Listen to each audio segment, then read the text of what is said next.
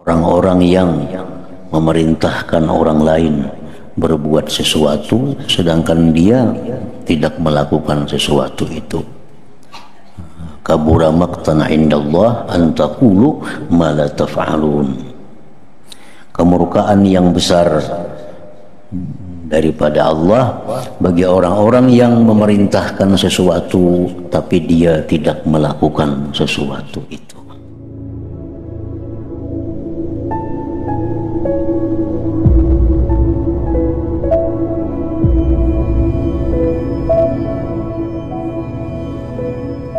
Bismillahirrahmanirrahim. Alhamdulillahi rabbil alamin wa bihi nasta'in ala umurid dunya waddin. Wassalatu wassalamu ala asyrafil anbiya'i wal mursalin sayyidina maulana Muhammadin wa ala alihi wa sahbihi ajma'in. Perkara yang kedua, hendaklah engkau merasa takut bila menjadi seseorang yang suka memberi nasihat atau memperingatkan orang lain.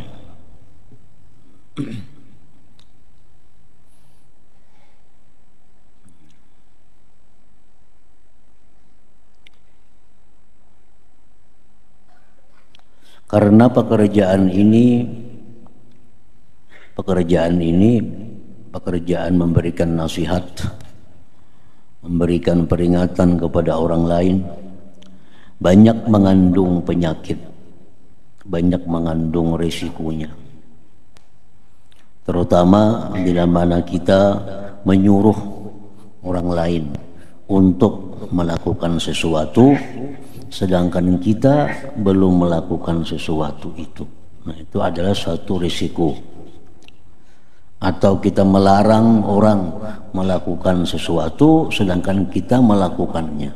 Nah, itu bahayanya orang yang menjadi penasihat atau pemberi peringatan.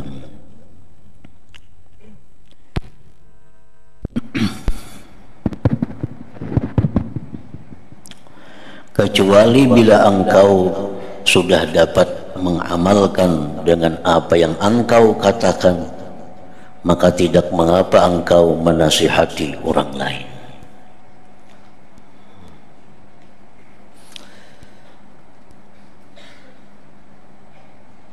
Karena banyak ancaman-ancaman Allah di dalam Al-Quran dan pula hadis Rasulullah tentang orang-orang yang memerintahkan orang lain berbuat sesuatu sedangkan dia tidak melakukan sesuatu itu.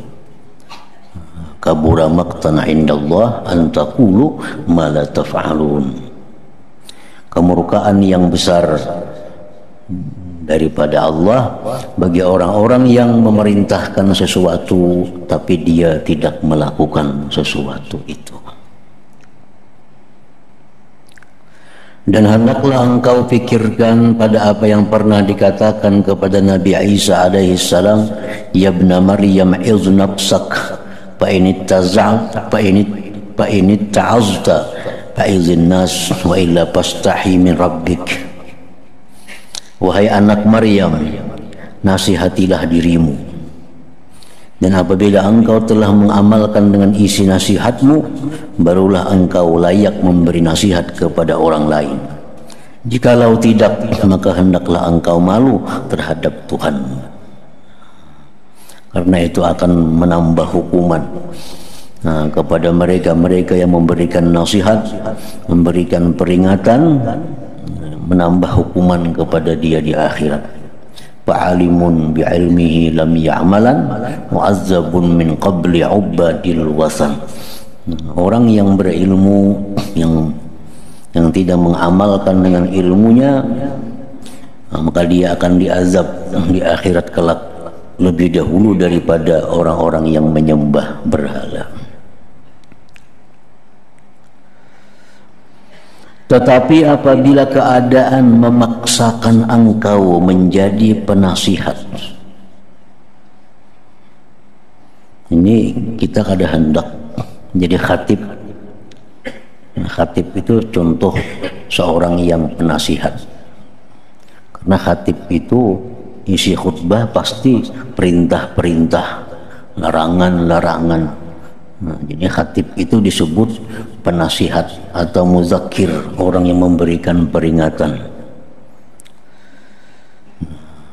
Ini keadaan memaksakan engkau menjadi penasihat itu. Yang lain mah khutbah kada mau atau kada ada di tempat itu nang bisa makhutbah, terpaksa mau kada mau kita makhutbah, karena itu adalah merupakan satu kewajiban khutbah itu. Nah, kalau sudah mendesak demikian, kita harus jadi orang yang memberikan nasihat, maka hendaklah engkau menjauhkan dirimu daripada dua perkara. Jadi kalau kita memang harus berkhutbah juga, maka dua perkara ini yang perlu diperhatikan. Satu atau A, jangan engkau suka menggunakan bahasa yang payah-payah dalam perkataanmu. Nah, memberikan nasihat, memberikan peringatan itu, jangan kita menggunakan bahasa-bahasa yang sulit dimengerti oleh orang umum. Bahasa Inggris misalnya, waktu kita khutbah, orang mana mengerti ada bahasa-bahasa yang sulit dipaham. Seperti misalnya kita antisipasi, apa ada paham orang antisipasi itu apa artinya? Tuha-tuha unggut sidin. Nah, jangan menggunakan bahasa-bahasa yang payah dalam perkataan, baik di dalam bahasa Arab atau bahasa kita. Karena bahasa Arab pun ada juga bahasa Arab itu yang tinggi sastranya, yang tinggi sastranya sehingga hanya dipaham oleh orang-orang yang benar-benar menguasai bahasa Arab. Itu pun jangan juga. Nah, seperti engkau suka menggunakan ibarat-ibarat dan isyarat-isyarat ahli sufi misalnya. Nah, ibarat-ibarat atau kalimat-kalimat yang diutarakan oleh orang-orang sufi itu biasanya sulit dimengerti oleh orang-orang yang bukan sufi. Yang hanya bisa mengerti ibarat-ibarat ungkapan-ungkapan orang sufi itu hanya orang-orang sufi. Karena bagi mereka itu ada istilah-istilah yang kada dimengerti oleh orang yang bukan sufi. Ada istilah-istilah kalimat.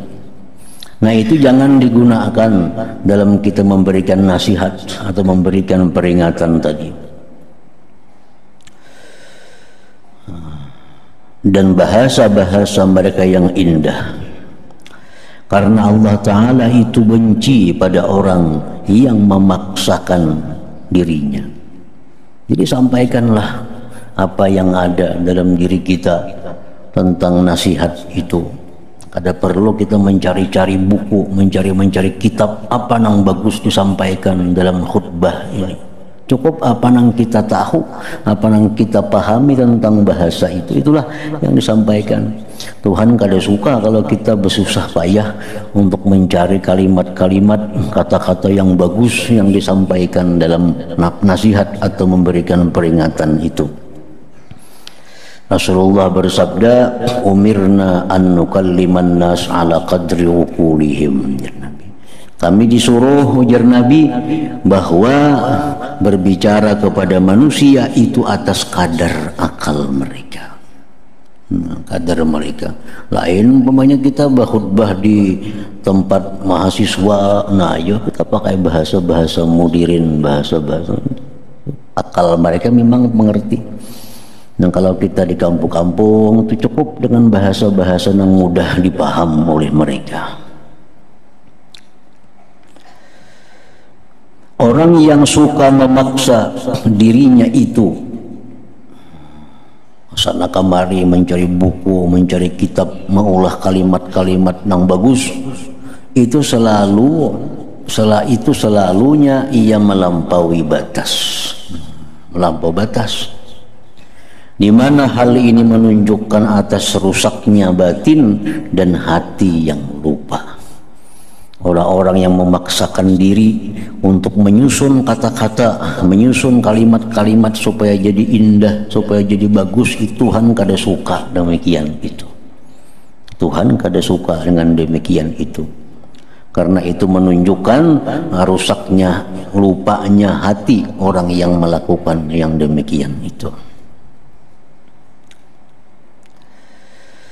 Nah, dan makna tazkir, memberi peringatan.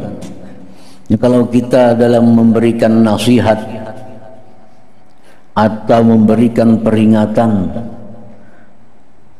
masalah-masalah apa yang perlu kita sampaikan kepada mereka. Nah, kita misal khatib nih, orang yang khutbah. Materi bahan khutbah itu apa yang mesti disampaikan kepada jamaah itu?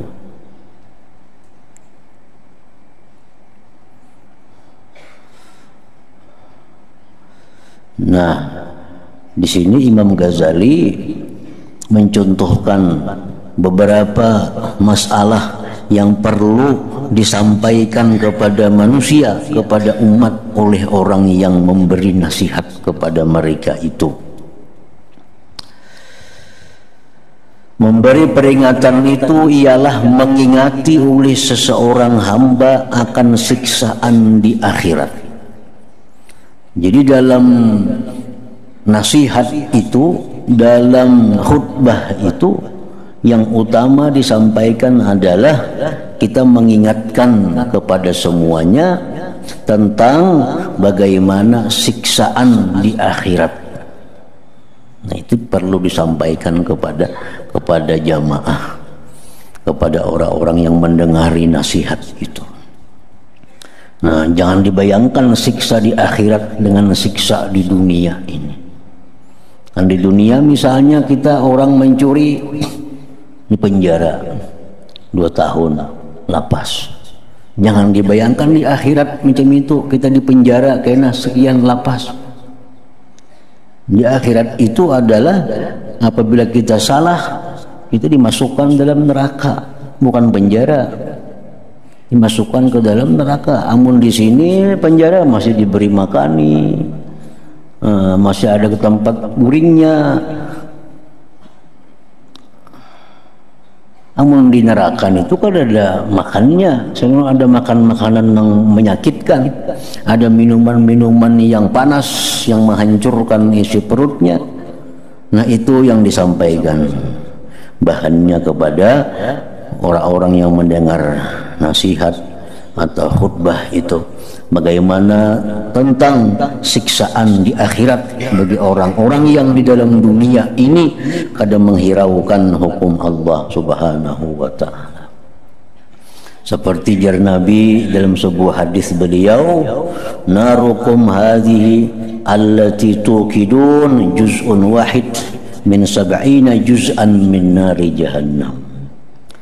Nah, ini contohnya bahwa ujar Nabi kita, api yang kalian nyalakan di dalam dunia ini, kita sedang memasak api itu jarang banyu.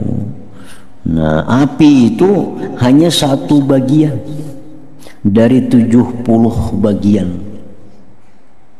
daripada neraka jahanam. Jadi masih 69 kali lipat lagi panasnya daripada api dunia ini. Nah, itu api akhirat. Jadi api akhirat tuh bukan sama dengan api kita biasa, kepanasannya. Jadi ditambah lagi 69 kali daripada api yang ada. Itulah api akhirat.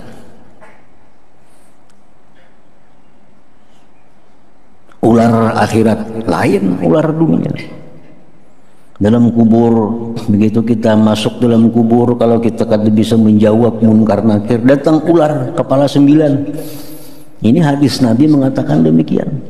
Kita adalah ular kepala 9. Jangan dibayangkan ular akhirat sama dengan ular dunia ini. Nah, jadi itu bahan-bahan yang perlu disampaikan kepada umat ini. Bagaimana tentang siksaan akhirat. Dan ia melihat pula pada taksir yang ada pada dirinya, pada perhambaannya terhadap Tuhan. Jadi seorang pemberi nasihat itu juga mengajak kepada hadirin ini untuk memikirkan bagaimana kurangnya kita terhadap Allah, bagaimana taksirnya kita kepada Allah, banyaknya hukum-hukum Tuhan yang kita langgar. Nah, ini menyadarkan kepada umat. Itu khutbah itu mesti macam itu isinya, bahwa kita banyak lalai kepada Allah, kita banyak melanggar hukum Allah, kita kada bertata kerama dengan Allah. Dan ia memikirkan pada umur yang telah dilaluinya, yang telah banyak terbuang tanpa sebarang faidah. Nah, jadi mengingatkan kembali kepada jamaah bahwa kita banyak umur nang sia-sia yang kada ada nilai di sisi Allah Subhanahu wa ta'ala. Sehari 24 jam banyak nang terbuang umur kita dalam hal-hal nang kada menguntungkan kita. Jadi dicarikan jalannya. Kayak apa supaya kita ini bisa memperdapati umur yang terbuang-buang yang telah lalu itu. Apa caranya supaya kita bisa menutupi kekurangan-kekurangan kita di masa-masa yang lalu itu, sehingga bisa menutupi. Nah, Imam Ahmad ibnu Athaillah As-Sakandari mengatakan dalam kitab Tajul Arus, Yasidin man qaraba faraga umrih wa yuridu ayyatadaraka ma fatahu falyadhkur bil adhkar jami'ah fa innahu idza fa'ala dhalik sara al-umur qasir tawila. Yasidin, kalau kita di masa muda, masa anum, banyak membuang-buang umur dalam perkara-perkara yang tidak ada manfaatnya.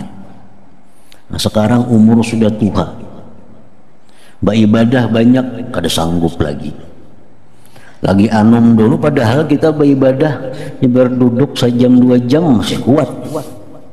Nah, sekarang sudah kada mampu lagi, setengah jam duduk sakitan udah semua. Lagi anum dulu kita sembahyang mungkin semalaman 50 rakaat kawa. Sekarang jangan 50 rakaat, 4 rakaat dibilang apa? Nah, ini ngarannya lagi anum banyak terbuang-buang umur, sudah tua kada kawa lagi. Nah, ini Imam Ahmad ibnu Athaillah memberikan jalan keluar. Kayak apa orang ini baiknya supaya bisa umur-umur yang dahulu itu tertutupi. Nah, Jarsidin hendaknya dia berzikir kepada Allah dengan zikir-zikir yang jami'ah, dengan zikir-zikir yang mencakup, dengan zikir-zikir yang meluasi segala macamnya. Jadi kita pilih zikir, kita pilih amalan yang mana amalan itu banyak mengandung pahalanya, banyak mengandung faidahnya, sehingga bisa menutupi kekurangan kita di masa yang lalu itu. Di situ beliau dalam kitab itu memberikan contoh amalan yang bagus itu antara lain Jarsidin, subhanallah wa bihamdih, subhanallahil azim, adada khalqih wa ridha nafsih wa zinata arsyih wa midada kalimatih. Nah, ini diperbanyak dibaca bagi orang-orang yang banyak membuang umur sia-sia di masa muda, karena ini termasuk zikir yang jami'ah.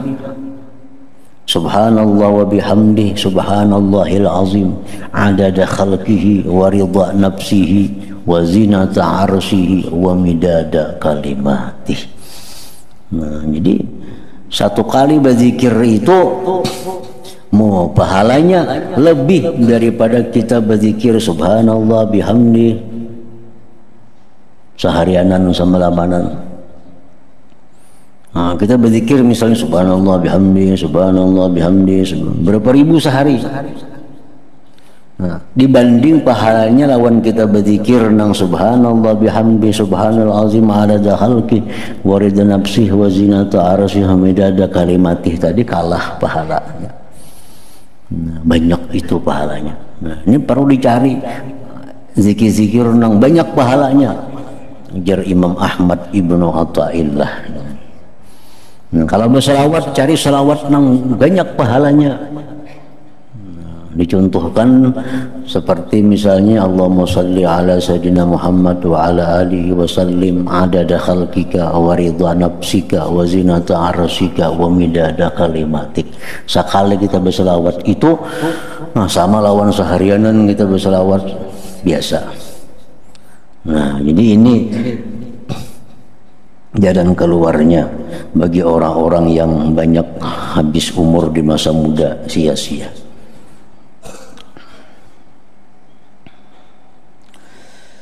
Dan ia memikirkan pula masa depan yang penuh dengan rintangan yang mesti dilaluinya.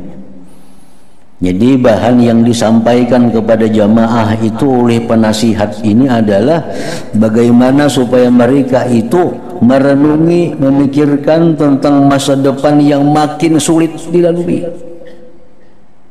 Jadi kita beribadah kepada Allah 10 tahun yang lalu jauh lebih mudah daripada 10 tahun sekarang. Mendidik anak 10 tahun telah lalu lebih mudah daripada 10 tahun akan datang. Nah, halangan rintangan ibadah makin payah nah, akan datang jauh lebih berat daripada masa dahulu.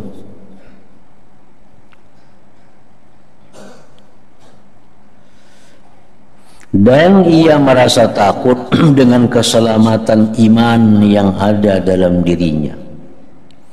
Jadi penceramah ini menghimbau kepada jamaahnya bahwa agar selalu merasa takut keselamatan iman. Jangan sampai merasa aman, imanku ini ada, imanku ini tetap. Jangan, mesti waspada, mesti takut, khawatir bahwa kayak apa iman ini. Apakah hari ini aja kau beriman, esok belum tentu. Jar Nabi kayaknya di akhir zaman umatku ini ada yang pagi beriman, kemarian kafir. Nah,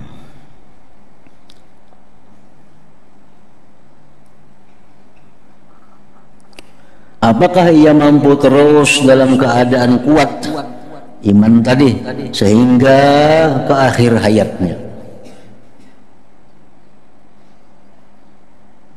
Makanya Nabi kita disebutkan di situ di rumah Ummi Salamah. Ummi Salamah salah seorang istri Nabi berkisah, artinya Nabi itu kalau di rumahku selalu membaca doa ya muqallibal qulub tsabbit qalbi ala dinik. Ya muqallibal qulub tsabbit qalbi ala dinik. Wahai Tuhan yang membulak-balikkan hati, tetapkan hatiku atas agama Engkau.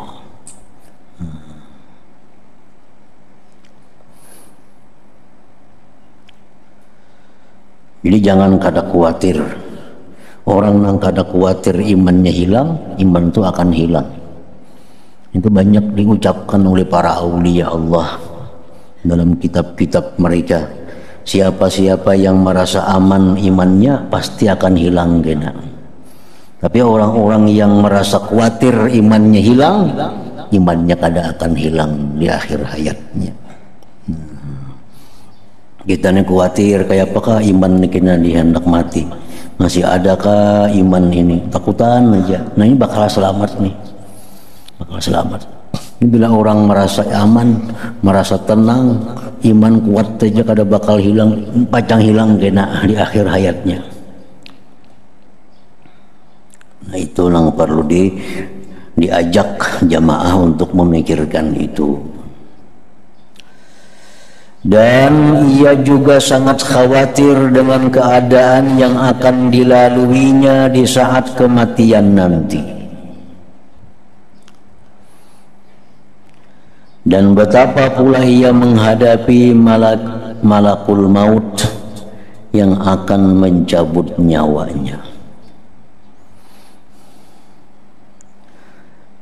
Itu perlu juga dipikirkan kainan pertemuan malaikat maut ini kayak apakah? Apakah malaikat maut ini ramah lawan seorang atau kasar? Atau malaikat maut ini menampakkan wajah nang bagus atau wajah nang seram?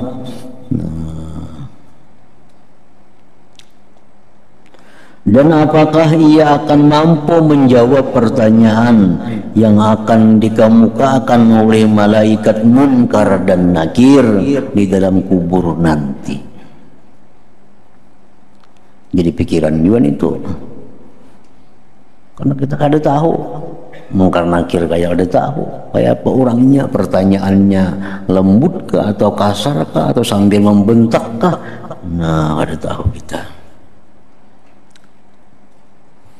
Yang jelas dalam sebuah hadis disebutkan bahwa Allah kadang mengumpulkan dua keamanan kepada seorang hamba, dan Allah kadang mengumpulkan dua ketakutan. Nah, ini pada diri seorang hamba.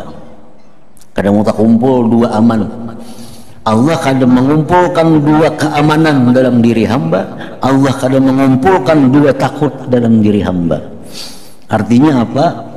Ya Tuhan, siapa yang merasa aman di dalam dunia, merasa aman mati beriman, merasa aman menghadap malaikat maut, merasa aman menghadap munkar nakir, akhaftuhu, ini orang akan ketakutan.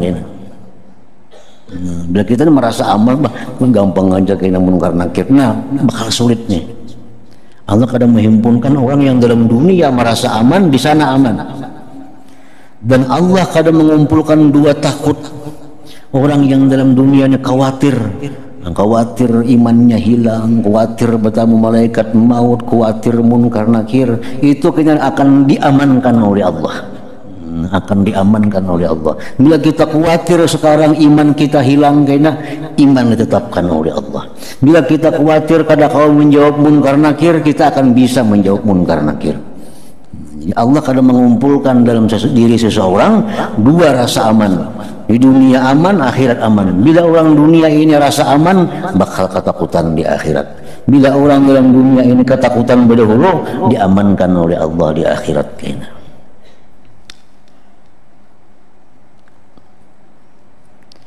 Nah, malaikat munkar dan nakir dalam kubur nanti, begitu pula ia akan merasa sedih dengan keadaan yang belum menentu lagi di akhirat nanti.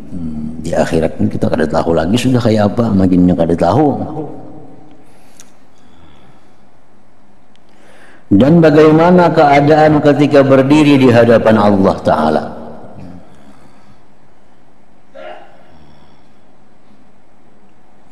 Dan apakah ia akan selamat ketika ia akan menyeberangi titian Shiratal Mustaqim, ataukah ia akan jatuh ke dalam api neraka? Samuan itu kita kada tahu, dan pasti terhadapi, pasti terlalui. Sedangkan kita kada tahu selamat kadanya, lulus kadanya kada tahu. Nah, begitulah pemikiran yang selalu wujud, selalu ada di dalam hatinya dalam keadaan yang berterusan. Nah, ini mestinya yang disampaikan oleh para khatib di dalam khutbahnya itu, hal-hal yang berhubungan dengan demikian. Ini yang perlu disampaikan oleh para khatib, para penasihat itu. Imam Ghazali dalam kitab ini mengajari kita contoh kalau kita jadi penceramah, penasihat, khatib, apa yang mesti disampaikan. karena hukum ini luas, agama luas. Nah, yang utama disampaikan kepada mereka tentang hal-hal yang macam tadi dulu. Maka pemikiran ini akan menggelisahkannya dan mengguncang jiwanya. Maka kegelisahannya memikirkan keadaan yang seperti ini, dan pukulannya yang datang bertubi-tubi dinamakan tazkir, peringatan. Ini tugasnya orang-orang yang menjadi muzakir, orang-orang yang tugasnya memberikan peringatan, tugasnya para khatib-khatib. Nah, ini bahan-bahan yang perlu disampaikan kepada umat supaya mereka itu bisa memikirkan yang demikian dan memberitahu hal yang seperti ini pada orang ramai dan menunjukkan mereka untuk memikirkannya dan menarik perhatian mereka ke atas ketaksiran dan kelemahan mereka dan menyadarkan mereka terhadap keaiban yang ada pada diri mereka. Maka kepanasan aliran pemikiran itu dapat menyentuh hati mereka dan mengguncangkan kelalaian mereka. Lalu mereka menyesali diri dan berusaha menyempurnakan segala ketaksiran pada umur yang telah mereka lalui.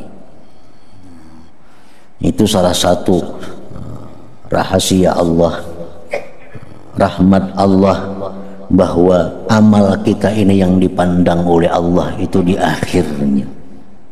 Al-a'mal bil khawatim, jar Nabi kita. Amal ibadah kita ini dinilai oleh Allah di akhir hayat kita. Nah, sehingga dengan demikian semuaan orang masih ada harapan, masih ada harapan. Walaupun sepanjang umur orang ini berbuat maksiat, tapi di akhir hayat dia tobat, hilang semuaan maksiat itu. Sepanjang umur dia taat kepada Allah, tapi di akhir hayat dia durhaka, hilang ketaatannya itu. Nah, al-a'mal bil khawatim. Coba jakanya berhitung bujur-bujur mulai awal sampai akhir. Nah, manusia pasti akan kalah kalau dihitung mulainya usia balik sampainya mati. Tapi yang dipandang oleh Allah khawatimnya, akhirnya. Kalau orang ini akhirnya bagus, husnul khatimah, selamat. Dulunya berjudi, dulunya penjina, pemabuk, segala macam. Begitu hendak mati beberapa saat tobat kepada Allah, minta ampun, menyesal, mati, nah selamat. Orang yang selama ini taat kepada Allah, beribadah kepada Allah, begitu hendak mati merasa dirinya ini banyak ibadat, merasa dirinya ini hebat, merasa dirinya ini kuat, mati dalam keadaan su'ul khatimah. Nah, jadi itu keuntungannya rahmat Allah, bahwa yang menentukan kita bukan awal, bukan tengah, tapi akhir hidup seseorang. Jadi kada kawa siapapun merasa baik karena belum tahu. Nah, siapa kada kau merasa mati ke surga karena belum tahu akhir hidup. Makanya kita ada tahu sudah akhir hidup bakal bagus, nah ini kan kita kada nang tahunya akhir hidup. Nah, cuma tadi bila kita takutan, bila kita khawatir, nah kita bakal selamat dah. Tandanya orang nang takutan itu antara lain selalu minta kepada Allah keselamatan akhir. Aku takutan aja mati kada beriman, tapi karena apa-apa kada takutan ngarannya. Aku takutan ya mati kalau kada membawa iman, tapi gawian tetap aja itu kada takutan ngarannya. Bila takutan mati kada membawa iman, lalu dilawan Tuhan berdoa, ya Allah, hamba minta husnul khatimah, hamba minta baik di akhir hayat. Ini tanda orang yang takutan. Nah, itu yang disukai oleh Allah tadi.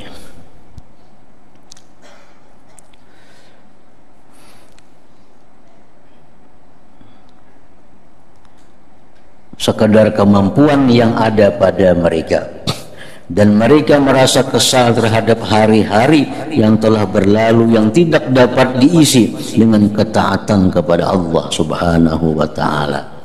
Bila kita kadang menyesal di dunia, di akhirat akan ada sesal. Kita banyak membuang umur di dunia, banyak membuang umur. Kadang disesali, mati kita di akhirat kena penyesalannya, sakit. Tapi kalau kita dalam dunia sudah menyesali, di akhirat kita kadang menyesali lagi. Mulai dalam dunia sudah menyesali, banyak bahari umur tak buang-buang kada kakaruan, banyak kesehatan tak buang-buang kada kakaruan. Dalam dunia sudah disesali. Nah di akhirat kadang menyesal lagi,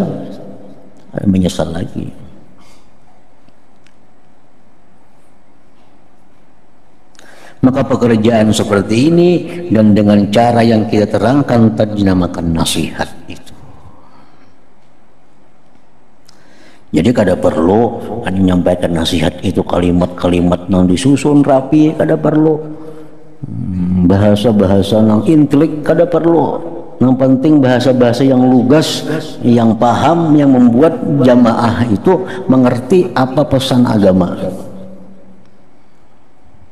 Sama halnya dengan cara engkau memberitahu keadaan banjir yang sedang melanda rumah seseorang, sedangkan penghuni dan seluruh keluarganya masih berada dalam rumah itu. Maka engkau hanya mengatakan bahaya, cepat keluar, larilah daripada banjir. Itu kan? Ada perlu kita basa-basi macam-macam. Ini orang sudah banjir. Ini banjir sudah mengepung rumah. Orang di rumah masih ada di dalam rumah. Ini banjir sudah mulai naik. Nah, dalam hal kita memberikan peringatan kepada orang dalam rumah, kada perlu bertata krama, kada perlu atur bahasa. Bahaya lah kasih keluar. Nah, ya sudah itu. Nah, sama halnya dengan memberi peringatan kepada manusia. Kada perlu saling atur kata-kata yang bagus kayak apa acaranya. Apakah dalam keadaan begini kamu masih perlu memberitahu penghuni rumah itu dengan ibarat-ibarat yang sulit dan kalimat-kalimat yang susah, ataupun dengan isyarat-isyarat yang sukar dipaham? Tentu kita kada akan demikian. Pasti kita akan langsung kepada hal yang penting yang dituju. Cepat keluaran, bahaya, ini ada banjir. Nah, yang di rumah pun mengerti. Ada usaha bahasa berulah-ulain apa ini sudah banjir. Nah, sama halnya demikian dalam memberikan tazkirah tadi, peringatan tadi. Sudah tentu engkau tidak akan mau berbuat demikian. Maka samalah halnya dengan seseorang yang memberi nasihat itu, hendaklah ia menjauhi daripada ibarat yang sulit-sulit dan kalimat yang susah-susah dan isyarat-isyarat yang sukar dipaham. Itu yang pertama tadi. Kemudian B yang kedua ini.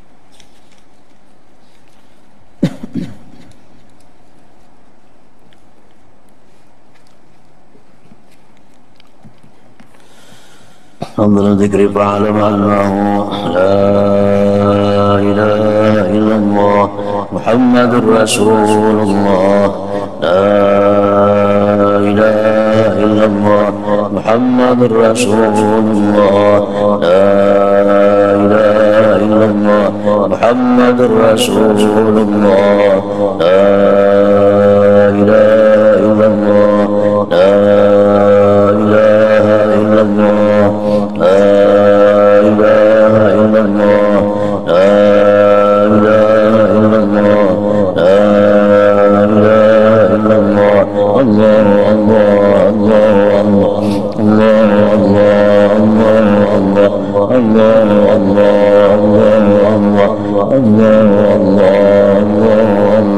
الله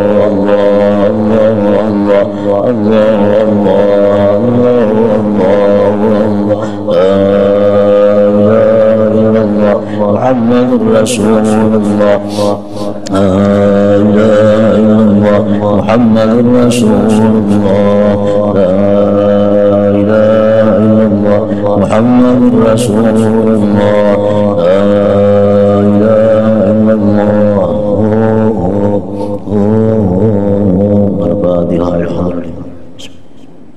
الرحمن الرحيم نعبد وإياك نستعين اهدنا الصراط المستقيم صراط الذين أنعمت عليهم فيا أيها الراجون منه شفاعة صلوا عليه سلموا تسليما اللهم صل وسلم وبارك عليه